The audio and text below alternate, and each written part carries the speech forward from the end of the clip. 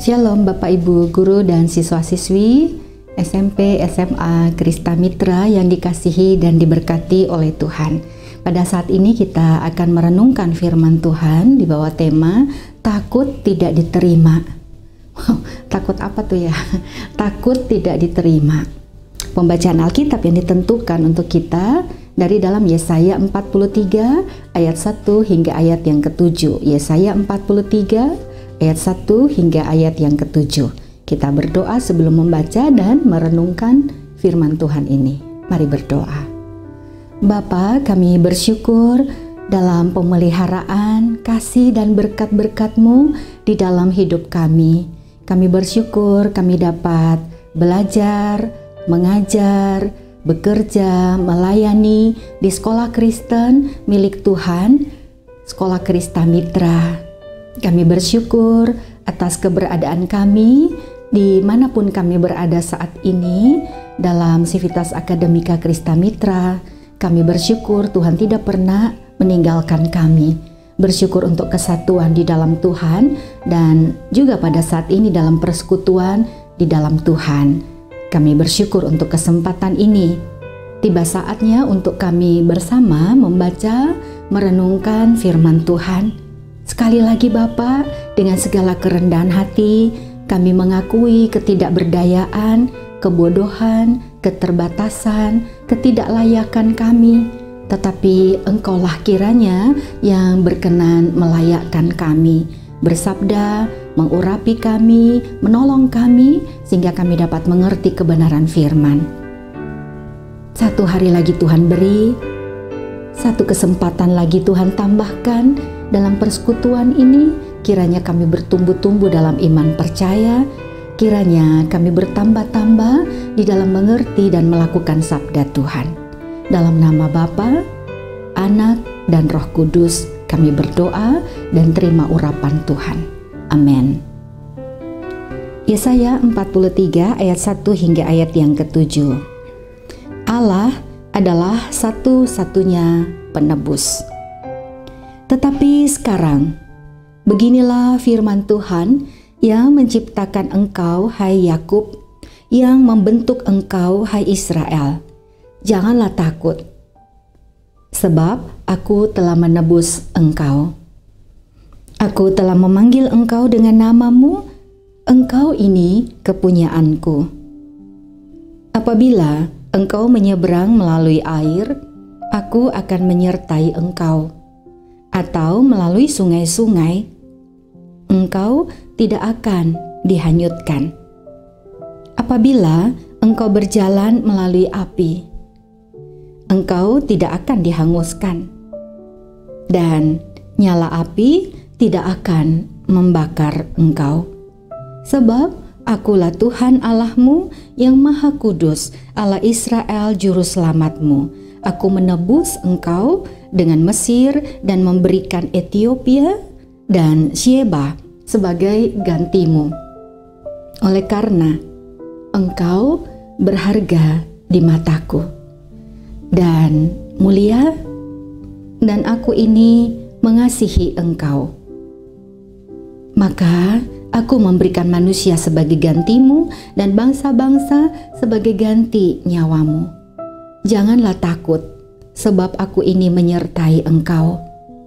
Aku akan mendatangkan anak cucumu dari timur, dan aku akan menghimpun engkau dari barat. Aku akan berkata kepada utara, berikanlah, dan kepada selatan, janganlah tahan-tahan. Bawalah anak-anakku laki-laki dari jauh, dan anak-anakku perempuan dari ujung-ujung bumi. Semua orang yang disebutkan dengan namaku, yang kuciptakan untuk kemuliaanku, yang kubentuk dan yang juga kujadikan. Sampai demikian pembacaan firman. Betapa berbahagia kita boleh mendengarkan firman Allah, terlebih jikalau kita mau sungguh percaya dan menerapkan, melakukan firman ini dalam kehidupan. Kita pasti berbahagia. Bapak, Ibu Guru, dan siswa-siswi Krista Mitra, hidup tidak semudah perkataan. Hidup tidak semudah dengan yang dikatakan. Di dalam kehidupan ternyata begitu banyak pergumulan, begitu banyak persoalan, permasalahan, kegagalan, kekecewaan. Tidak segampang, tidak seindah dikatakan orang-orang ataupun yang dikhotbahkan para pendeta. Faktanya benar bahwa tidak semudah itu untuk menjalani kehidupan, untuk tetap bisa kuat dalam hidup ini. Seorang dengan moto yang sangat hebat, dia mengatakan bahwa be inspired dan be inspiring. Terinspirasilah dan inspirasikan orang lain. Enjoy your life. Itu moto hidup. Tapi ternyata tidak semudah itu. Tidak semudah itu untuk bisa enjoy dengan kehidupan ini. Seorang dengan moto be inspired dan be inspiring bunuh diri. Persoalan diduga persoalan pacarnya dalam hal berpacaran. Oh ya, enjoy your life lalu akhirnya bunuh diri karena persoalan pacar. Itu fakta. Hal lain, bagaimana ketika seseorang mendapatkan kertas atau pemberitahuan pemutusan hubungan kerja?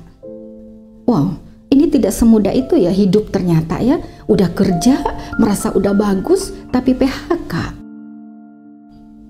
Tidak semudah itu bukan? Bagaimana dengan udah belajar, nggak nyontek, tapi hasil ujiannya ngepres banget. Ternyata tidak semudah itu hidup ya, tidak seindah itu. Apalagi nih kalau orang mulai bilang, pasti lu kagak bisa, pasti lu nggak mampu. Udah, bilang apa gue sama lo? Nggak bisa kan lo? Wah, itu sakit ya, sakitnya banget. Rekan sekerja yang dipromosikan bukan kita, padahal kita udah mati-matian nih. Wah, di mana dong keadilan? Yang ada nih dalam kehidupan, banyak orang menjadi kecil hati, merasa tidak berguna, merasa nggak bisa apa-apa, nggak kepake lah. Banyak orang dalam kehidupan ini frustrasi, harus gimana lagi? Apalagi kalau beneran nih gagal, wah sakitnya tuh tambah lama, bener gagal ya. Rasa nggak terpilih, sakit loh. Rasa nggak keterima, nggak kepake, sakit loh.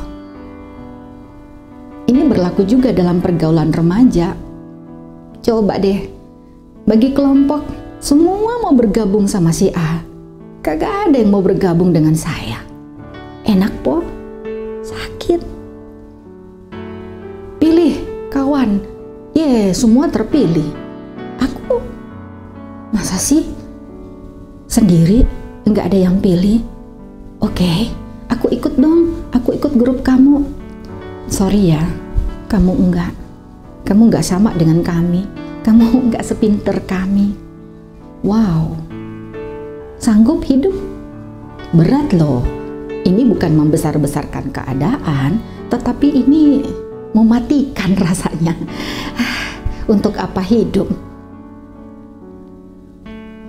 Persoalan pacaran, masa sih gugur 1 tumbuh 1000 dong? Masa nggak ada orang lain dalam hidup ini? Ganti pacar yang lain, memang cuma dia yang ada di hidup ini. Nggak segampang itu. Ini bukan berarti aku sangat appreciate dan menghargai kamu yang mengalami patah hati, yang kegagalan. Aku toleransi. Tetapi aku mau mengatakan bahwa itu memang nggak mudah loh menjalani kehidupan begitu. Terus gimana? Kita perlu memang mengandalkan Tuhan Apabila kita terlalu melihat masalah diri kita, masalah sekitar kita, situasi kondisi kita, memang kita pasti terpuruk. Tidak semudah itu untuk hidup. Tetapi kalau kita melihat kepada Tuhan, apa yang Tuhan katakan, lain ceritanya. Oke? Seberapa dalam kita terjatuh, seterpuruk apapun, seberapa besar luka itu dan seberapa lama luka itu dalam diri kita, mari pada saat ini kita mau mendengar firman Tuhan, mau mengarahkan kepada Tuhan. Sebab orang bisa membunuh kita dengan kata-katanya. Sebab kegagalan bisa mematikan kita. Sebab teman-teman grup dengan bebas memilih dan tidak memperhitungkan perasaan kita. Bahkan orang tua lebih memilih anaknya yang pertama atau anaknya yang kedua karena persoalan prestasi. Bisa jadi dalam keluarga pun ada pembandingan, itu bisa membunuh kita juga. Tanpa orang tua sadar atau menyadarinya. Tanpa guru sadar atau tidak. Yang disebut pilih kasih, yang disebut menghargai orang karena punya prestasi, tapi nggak ada prestasi, nggak dihargai. Ini terlepas dari tuduhanmu itu benar atau enggak, atau itu benar gurunya memang demikian tanpa dia sadari. Tolong maafkan semua ini. Dan tapi jangan juga hidup dengan semua ini. Kita mau terarah kepada Tuhan. Kalau teman-teman tidak memilih kita, saya menghormati itu. Itu sakit. Tapi kita tidak mati kalau nggak dipilih oleh teman-teman. Tapi kalau kita fokusnya kepada teman-teman, kita akan mati nih. Karena kita tidak terpilih, begitu kan? Takut tidak diterima. Takut tidak diterima kelompok lain.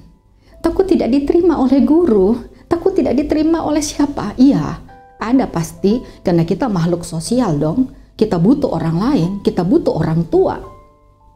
Kita butuh guru-guru yang mengajar kita. Itu benar. Tetapi ketakutan itu tidak lagi menguasai kita. Ada, tapi tidak menguasai kita lagi. Kalau guys, kita tuh mau melihat kepada Tuhan, firman Tuhan, apa yang Tuhan katakan. Nah, siang ini atau pagi ini, untuk semua hal tadi, bolehlah kita tertunduk, tapi kepala kita tetap menengadah kepada Tuhan, kepada firman. Apa yang firman Tuhan katakan? Setidaknya satu hal di sini pada ayat yang keempat. Oleh karena engkau berharga di mataku dan mulia, dan aku ini mengasihi engkau, maka aku memberikan bla bla bla bla seterusnya. Oleh karena engkau berharga, engkau mulia, aku ini mengasihi engkau. Itulah sabda Tuhan, Sang Pencipta kehidupan, yang menciptakan kawan-kawan kita tadi, yang mungkin pilih kasih dalam hidup kita. Tapi di atas daripada mereka, Tuhan berkata bahwa setiap kita, setiap orang, Anda dan saya, berharga di matanya. Bahkan dipandang mulia walaupun kita udah berdosa, ditebusnya. Bahkan dia mengatakan, aku mengasihi engkau. Wow, bukan kita yang memilih, tapi dia yang memilih kita. Bahkan kalau kita baca di dalam Injil, paralel ya, Matius, Markus, Lukas, Yohanes pasal 10 misalnya, tentang sehelai rambutmu pun tidak akan jatuh kalau tanpa seizin Tuhan. Tentang burung pipit, bayar satu dapat dua, bayar dua dapat 5. Burung murah, tetapi engkau lebih berharga. Manusia ciptaannya adalah puncak ciptaan, mahkota ciptaan, paling berharga dari semua ciptaan. Itulah kata Tuhan, firman Tuhan dan kebenaran yang terjadi dalam hidup kita. Allah sudah buktikan ketika kita berdosa, tidak ada harganya mestinya. Tetap dia menganggap kita berharga. Dia datang ke dunia mati untuk kita, menebus dosa kita. Ini sungguh, kita berharga sampai dia perlu mati untuk kita. Kita ini belum tentu mau mati untuk orang lain. Seberharga apapun dia, belum tentu kita mau. Oke lah, yang berharga kita rela berkorban, kita rela mati. Tapi tidak berharga, siapa yang mau? Ikut kelompok aja nggak boleh. Tapi Allah mengatakan kita berharga sampai dia perlu datang ke dunia ini dan mati untuk kita. untuk selama-lamanya. Kita berharga. Dia mengatakan dia mengasihi kita. Kita menjadi berharga karena dia mengasihi kita. Dan tidak ada satupun hal yang dia izinkan yang tidak terjadi. Tetapi sebaliknya, apapun yang akan terjadi pada kita, tapi tanpa seizin Tuhan tidak bisa terjadi. Oke, tiada lain saat ini. Pegang firman Tuhan. Kalau perlu berdiri depan cermin, bilang sama diri sendiri, aku berharga. Tuhan yang menciptakan aku bilang aku berharga. Aku berharga, tidak harus aku masuk grup ini dan grup itu. Aku berharga mungkin saja ditolak oleh dunia, karena tidak sama jalan hidupnya. Aku berharga, katakan. Dan walaupun aku berharga, mungkin orang tua, mungkin saudara, mungkin keluarga pun yang terdekat belum melihat. Tidak apa, tapi Tuhan mengatakan aku berharga, aku dikasihnya. Pasti ada sesuatu dong dalam diriku. Aku mau berjuang, ya, aku mau tetap hidup. Aku mau mengasah diriku. Itu yang pertama. Yang kedua, aku percaya bahwa aku juga bisa berprestasi. Mungkin tidak dalam bidang yang sama dengan teman-teman, tapi bidang yang Tuhan mau, yang Tuhan sudah rancangkan buat aku. Aku hanya perlu rendah hati. Jadi nggak usah bunuh diri kalau ditolak.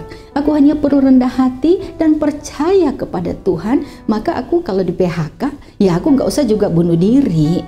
Tuhan akan pelihara, Tuhan akan bukakan jalannya. Aku mungkin akan menjadi lebih kreatif dari sebelumnya, lebih baik dari sebelumnya justru dengan peristiwa yang menyakitkan. Semua yang menyakitkan bukan untuk bunuh diri.